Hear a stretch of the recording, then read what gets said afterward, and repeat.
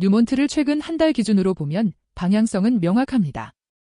비핵심 지분을 현금화하고 비용과 투자 타이밍을 조절하면서 금 가격 환경에서 현금 흐름을 최대화하려는 흐름입니다. 실제로 12월 18일에 푸에르테 메탈스 지분 일부를 매각하겠다고 발표했고 보유 비중을 약 24%에서 약 19.5%로 낮추는 구조입니다.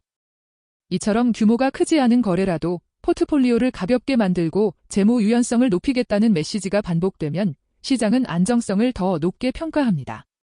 현재 주가는 12월 27일 기준 105.78달러로 금 가격과 달러 방향, 그리고 다음 실적에서 확인될 현금 흐름이 단기 변동의 핵심 요인입니다. 투자 관점에서는 금 가격 상승에 따른 레버리지뿐 아니라 회사가 비용과 자본 지출을 얼마나 매끄럽게 통제하느냐가 주가의 체감 성과를 좌우합니다. 12월 18일 발표의 핵심 수치는 간단합니다.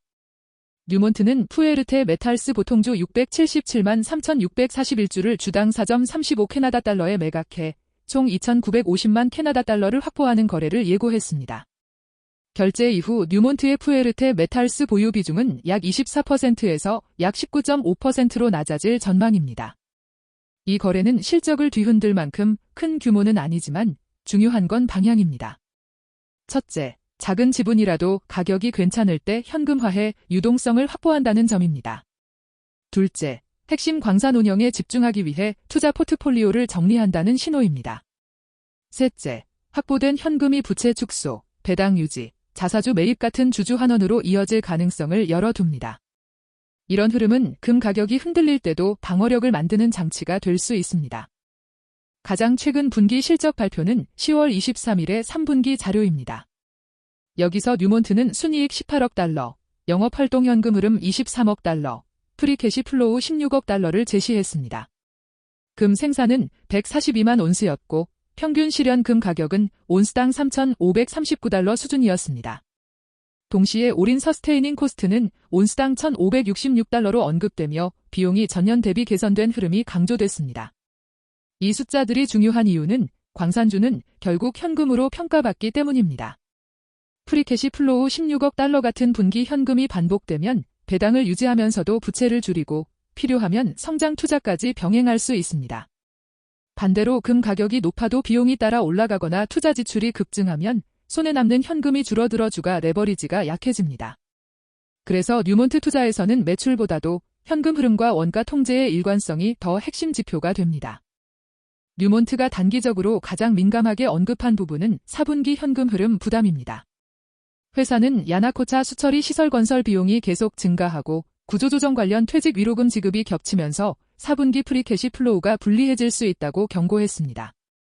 즉 3분기에 프리캐시 플로우 16억 달러를 기록했더라도 다음 분기에는 숫자가 눈에 띄게 낮아질 가능성을 스스로 열어둔 셈입니다. 또 하나 중요한 축은 2026년 전망입니다.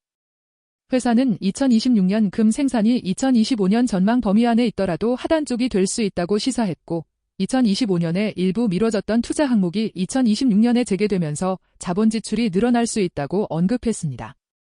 투자자는 다음 실적 발표에서 첫째, 4분기 프리캐시 플로우가 실제로 얼마나 내려왔는지, 둘째, 2026년 생산과 비용 가이던스가 어느 수준으로 확정되는지, 셋째, 그럼에도 배당과 자사주 매입을 얼마나 유지할지가 핵심 체크 포인트입니다. 뉴몬트의 리스크는 크게 세 갈래로 정리할 수 있습니다. 첫째는 금 가격 민감도입니다.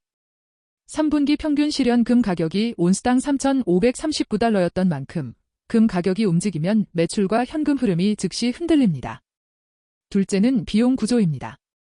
올인 서스테이닝 코스트가 온스당 1,566달러로 개선됐다는 신호가 있었지만 광산 운영은 광석품위, 정비 일정, 인건비, 전력비, 디젤 비용 같은 변수가 항상 존재합니다.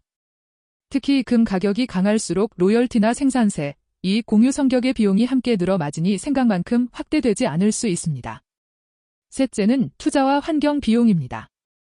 야나코차 수처리 시설 같은 항목은 단기간에 현금 유출을 키울 수 있고 일정이 지연되면 비용 부담이 더 길어질 수 있습니다. 여기에 인수합병 이후 통합과정, 광산별 생산 시퀀스 전환, 정책과 규제 변화까지 겹치면 실적의 분기별 변동성이 커집니다. 결국 리스크 관리의 핵심은 금 가격만 맞추는 것이 아니라 비용과 투자 일정이 계획대로 흘러가는지를 지속적으로 확인하는 것입니다. 향후 전망은 금 가격 환경과 회사 내부 실행력의 결합으로 결정됩니다. 금 가격이 높은 구간을 유지한다면 뉴몬트는 3분기처럼 강한 영업현금 흐름을 기반으로 배당을 유지하고 자산 매각으로 만든 여유를 부채 축소와 주주 환원에 배분하며 방어적 매력을 키울 수 있습니다. 반대로 금 가격이 조정받는 상황에서는 4분기처럼 투자와 일회성 비용이 겹칠 때 현금 흐름이 빠르게 약해질 수 있어 주가 변동성이 커질 수 있습니다. 전략적으로는 첫째, 다음 실적 발표에서 4분기 프리캐시 플로우의 실제 수치와 원인을 확인하고, 둘째, 2026년 생산과 비용 가이던스가 하단에 얼마나 붙는지 점검하며, 셋째, 자본 지출이 늘어도 배당 정책의 일관성이 유지되는지를 보는 접근이 합리적입니다.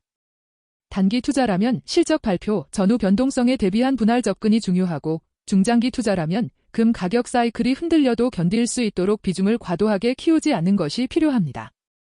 마지막으로 12월 18일의 지분 매각처럼 포트폴리오 정리 뉴스가 이어지는지, 그리고 그 현금이 실제로 재무 개선과 주주 환원으로 연결되는지가 다음 구간의 가장 현실적인 촉매가 될 수 있습니다.